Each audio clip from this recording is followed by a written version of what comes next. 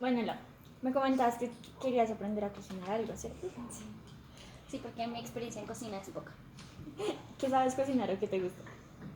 Nada. Sé hacer desayunos. Ok. Nada más. Vale, entonces me decís que te gustan mucho las pastas, ¿cierto? Sí, me encanta. Entonces, ¿qué tal te parece si aprendemos a hacer una pasta boloñesa? Bueno, aprendes, yo te enseño con lo que sé. Ok, sí, me parece chévere. Me gusta la pasta. Te comento primero cómo es el proceso para que después podamos llevarlo a la práctica ya teniendo como un conocimiento previo. Primero, pones a hervir, en una olla pones a hervir agua con un poquito de aceite y un poquito de sal. Y cuando esta agua esté hirviendo, echas la pasta. Esto con el propósito de que la pasta se vaya cocinando y vaya, pues has visto que son como unos palitos duros y tiesos, entonces para que se vayan como soltando y se empiecen a engordar un poquito el agua hervida y todo esto. Y el aceite es para que no se pegue uno con el otro. Ok, pero ahí primero pongo a hervir el agua sin las pastas. Exacto. Y luego, Cuando el agua esté hirviendo, echas la pasta y la dejas hervir por ahí unos 5 o 10 minuticos más mientras la vas revolviendo para evitar que se vaya a pegar. Listo. Después de esto, cuando ya la has dejado hervir un ratito, la dejas reposar un poquito en ese agua caliente y la cambias a un agua fría, lo cual le permite que termine de crecer. Picar la cebolla, picar el tomate y pues prepararlo en otra olla para pues ya cocinarlo como tal. Esa sería la cocción de la pasta. pero la cebolla y el tomate los tengo que poner en la estufa o cocinar. Sí, tú en la olla echas un poquito de aceite, pones a fritar un poquito la cebolla, de esta forma suelta el sabor de la cebolla y le echas el tomate, entonces se queda liso. No, espera. Echo la pasta ya directamente en la olla donde está la cebolla. Sí, ya después de que la has dejado reposar. Después de que la puse en agua fría, la Sí. paso a la olla con la cebolla Ajá. y el tomate. Ok. ¿Y la carne? Ya ese es el otro punto. Ok. Entonces, la parte de la carne, pues para esto sería carne molida. Sí, son dos procesos aparte. Entonces, preparas en un lado la pasta y en otro preparas la carne. O la salsa boloñesa. Todo es más, no tanto de teoría, sino un poco más de práctica. Ok. Entonces, al momento de que pasemos a la práctica te vas a dar cuenta cómo es esto. Ok. Que este ayuda a que la pasta no se pegue entre ella, sino que ayuda pues a que se separe y también a que crezca un poquito más. El agua creo que ya está hirviendo. Yo también creo. Sí, ya. Listo. ¿La parto? Por ahí o más. Ahí está. Y eventualmente seguirla revolviendo para evitar que se pegue. La dejamos hervir por ahí unos 10 minuticos y ya después la apagamos y la dejamos reposar. La ponemos en agua fría y ya. Pues yo creo que ya está. Listo, sí, entonces pasemos con agua fría. ¿Apago esto? Sí. Y la pasamos. No, ahí mismo. La pasamos en la misma, simplemente es. Ah, o sea, le echo esa agua. Sí, agua fría. Ya. Está muy limpia. Todavía tiene, mira. Y la otra también. Entonces te voy a enseñar con un pedacito. Entonces, por ejemplo, vamos a partir esta. Acá le terminas de quitar las cositas feas. ¿Y ya son pequeñitas? No, vamos a picar en cuadritos chiquitos. A nadie le gusta que le salga un pedazo grande de cebolla. Entonces las haces primero en líneas Ok. y después pasas a picarlas así. Entonces quedan como cuadraditos chiquititos. Tratas lo más menudito que pueda, lo más chiquitico. Así más delgadito. Si puedes más chiquito, mejor. Entre más chiquito siempre es mejor. Pero es que si no. A medida que la vayas cogiendo la práctica, va saliendo. Entonces vas preparando la salsa. ¿Te acuerdas lo que habíamos hablado? Tengo que poner tomate. Tengo que poner esta cebolla. Y ya. ¿Sal? Sí. Pero entonces primero lava el tomate, un poquito más atrás porque si no se te va a ¿Así? Sí. Yo creo que vamos a usar solamente medio. Porque no, espera. Plantamos esa media, entonces si quieres cortarle nada más por la mitad. ¿Así? No, ahorita son de la otra forma. Siempre recogerla con los ombligos hacia afuera. Estos son los ombligos. Ok, así. ¿Cuál vamos a usar este o este? La mitad de la que ya le quitaste la cola. Para, ahí, ¿sí? Tengo una Para pregunta. tus dedos. De la cara así cae la helada. Primero, insertas una parte del cuchillo y vas. Cuidado con los dedos. ¿Así? Sí. ¿Otra parte más? No, sí, ya está bien. Ok. Entonces echas en el todo. Échale un poquito de sal y ajo de aliño. Así nomás, otro poco. Porque esta no queda, si sientes el olor, queda con ese, como con ese sabor como harina. Entonces la dejamos aquí, le sacamos el agua y la lavamos con agua. Bueno, Creo que solo está saliendo jugo. Ahí. ahí va a salir después el tomate, tranquila. Ok.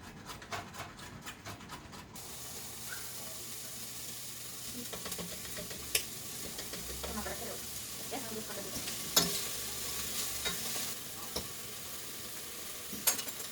Limpiado. Tengo miedo. Más allá y lo vamos. Cuidado. Listo. Ok, gracias, Silvia. Agua así, un poquitico nada más como para que no se vaya a pegar. Por ahí. La ponemos a cocinar. Esperamos que esto se cocine un poquito y le echamos la salsa. Sí. Lo giras y hacia arriba. ¿Todo? Ya no sé. ¿Y ya? ¿Y ya está? ¿Le subo fuego? Es mientras se termina de cocinar la carne. Y ya la pasta está y después es servir. Ok. Es que aprendí. Así quedaron nuestras pastas. Esta se ve más linda. Miren nuestra pasta.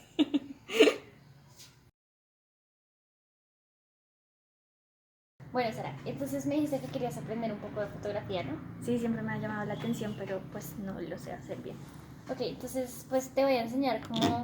O sea, vamos a dividir la clase en dos partes. Una parte va a ser teórica y te voy a enseñar como algunos principios básicos de la fotografía, como lo que necesitas saber sobre las partes de la cámara, sobre diafragma, velocidad, que son elementos que necesitas. Sí. Ya ahorita te voy a explicar qué son para tomar una foto en modo manual. Ok. Entonces primero te voy a explicar. Entonces, como te decía, en modo automático es como cuando tú la tomas con tu celular, entonces simplemente pues tú tomas una foto y ella se cuadra sola de acuerdo a la luz, de acuerdo al sitio, al tipo de foto que se toma. Y el otro modo, digamos que es básico, es el manual, que es esta M que está acá. Okay. Esta M que está acá. Entonces, cuando tú vas a tomar una foto en modo manual, tienes que conocer como los principios básicos para la fotografía, que son el diafragma, la velocidad y el ISO. Entonces te voy a explicar qué es cada una de esas cosas. Diafragma, velocidad e ISO. Tú lo presionas y te arroja números 100, 200, 400, 800, 1600, 3200 y 6400. Esos son los tipos de ISO que tú puedes escoger. O puedes ponerlo automático.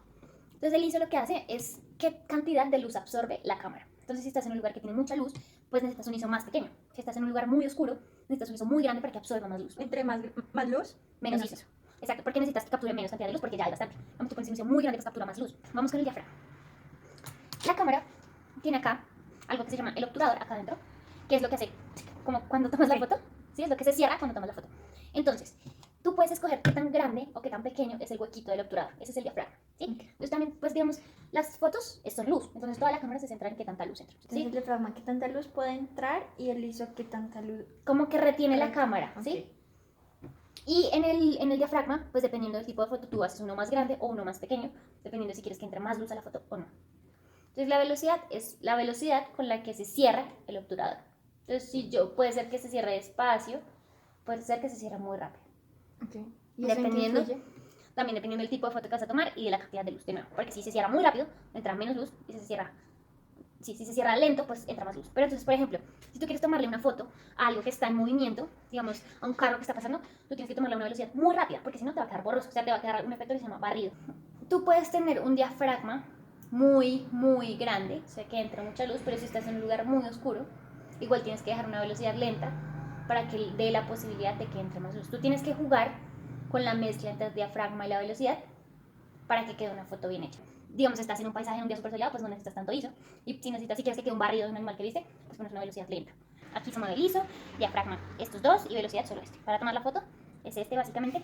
Y digamos, tú puedes hacer acá que se vean como las propiedades de la cámara, que es lo que tú estás moviendo, el ISO, el diafragma y la velocidad, o puedes hacer que se vea lo que tú estás tomando.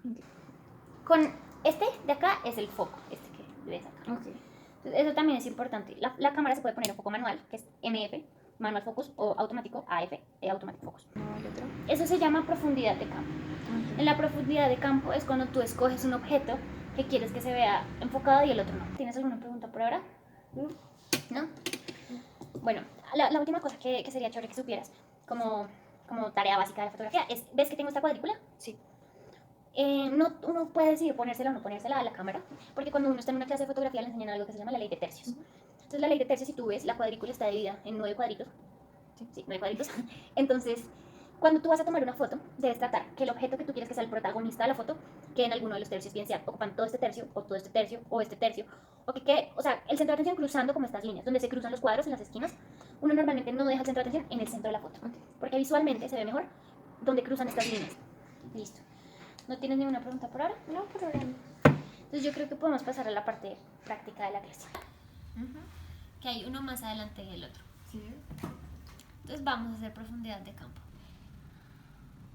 Por ejemplo, ahí está enfocado el primero. ¿Me dijiste que se vea uno más lejos que el otro? O sea, lo que haz lo siguiente. Toma una foto en la que se ve enfocado el primero, una foto en la que se ve enfocado el segundo y una foto en la que se ve enfocado los dos.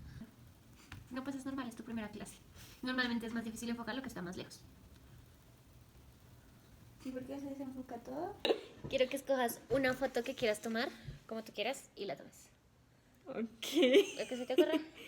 Bueno. Puedes jugar con las luces, jugar con los sitios. Bueno, ¿ya pensaste? Sí, estas flores. ¿Qué vas a hacer con esas flores? Profundidad de campo. Ok, eso va a estar interesante porque es más cerca. Así que Pero puede una ser idea un muy poco- ingeniosa. puede ser un poco más difícil. Ah, foco. Primero mira si el ISO y todo está perfecto, si necesitas moverlo más. Como ya está en el espacio, puede ser que ya esté bien. Sí. Intenta usar todo lo que vimos. Ahí están las del frente, ¿no? Creo que esta. Ay, Está bonita, me gusta. sí. ¿Te gusta? Sí, porque Listo. así se ven nítidas estas dos. Entonces explícame un poquito la teoría que usaste para tomar esa foto. De lo que te dije.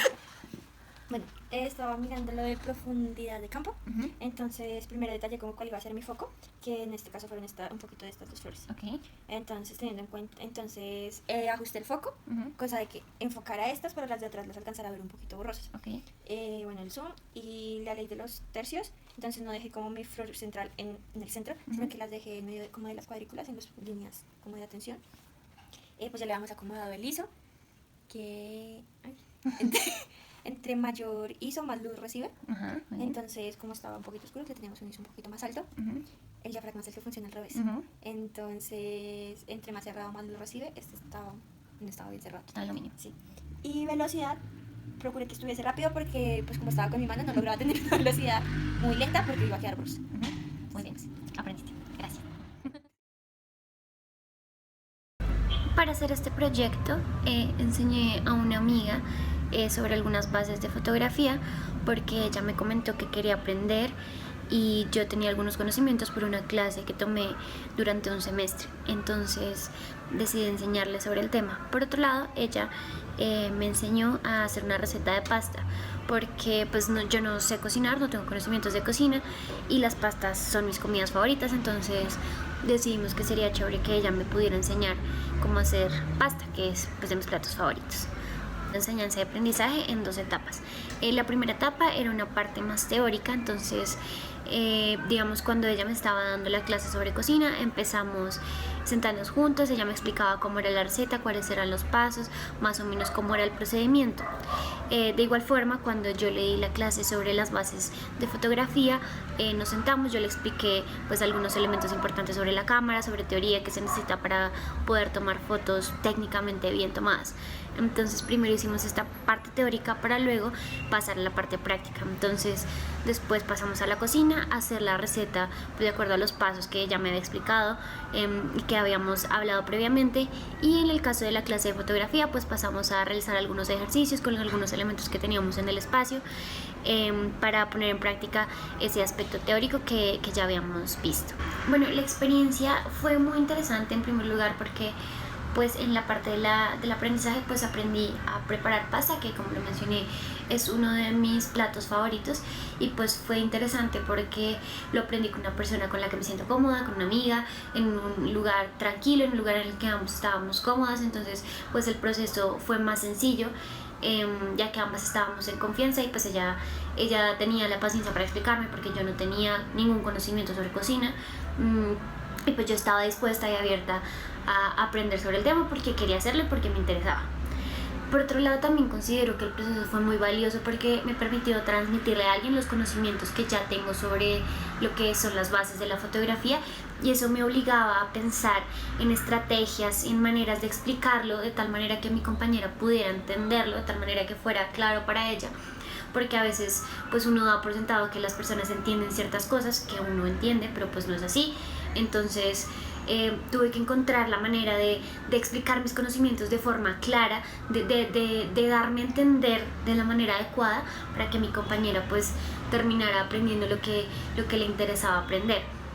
Entonces pues a lo largo de ese proceso me permitió como afianzar mis conocimientos un poco, replantearme algunas cosas sobre los conocimientos porque mi compañera me hacía algunas preguntas sobre teoría o sobre cosas, y uno a veces en el ejercicio de la práctica se le olvidan esos elementos teóricos, entonces también me obligó a repensar esos aspectos teóricos que uno olvida en el ejercicio de la práctica pero que son importantes para el proceso, y por eso creo que también fue muy valioso el proceso de enseñar algo.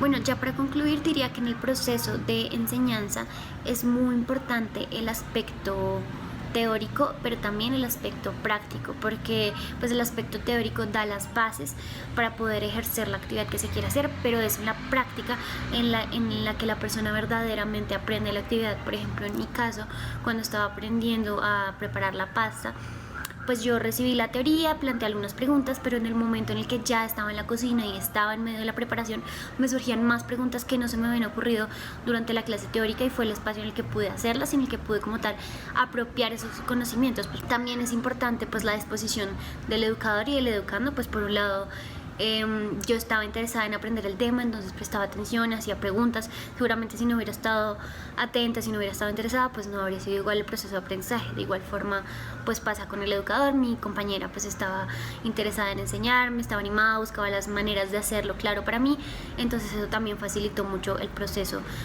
pues de aprender algo. Finalmente, frente al proceso de enseñanza, también puedo concluir que permite al educador adquirir y profundizar y aún consolidar más los conocimientos que ya tiene. Pues como lo mencioné previamente, para que el educando entienda, el educador debe encontrar distintas maneras, utilizar diferentes mecanismos para explicar, hacerse entender, de tal manera que la otra persona pueda adquirir esos conocimientos. Por otro lado, también en el proceso de enseñar a alguien a hacer alguna actividad, pues el educando le surgen preguntas que hace que el educador repiense un poco más el tema y profundice en esos conocimientos para dar respuesta a las cuestiones que se le plantean, a las preguntas que le pueden surgir al educando. Entonces, de esa misma manera también le permite afianzar un poco más esos conocimientos y profundizar y ser consciente de ese conocimiento y de esas teorías sobre las que está enseñando. Finalmente, y teniendo en cuenta todo lo anterior, yo diría que los procesos de enseñanza y aprendizaje son procesos bidireccionales en los que ambas personas aprenden y enseñan la una de la otra y que permiten el crecimiento de ambas personas. También diría que se necesita la disposición tanto del educador como del educando para facilitar el proceso de aprendizaje, pues de lo contrario es mucho más difícil lograrse hacerse entender y que la otra persona también aprenda. También diría que dentro de estos procesos es necesario tanto el elemento teórico como el elemento práctico, pues estos en conjunto son los que permiten construir los conocimientos. Mantenerlos aislados o realizar el uno sin el otro dificulta que la otra persona pueda conocer las bases para luego ejercer ese conocimiento que está adquiriendo.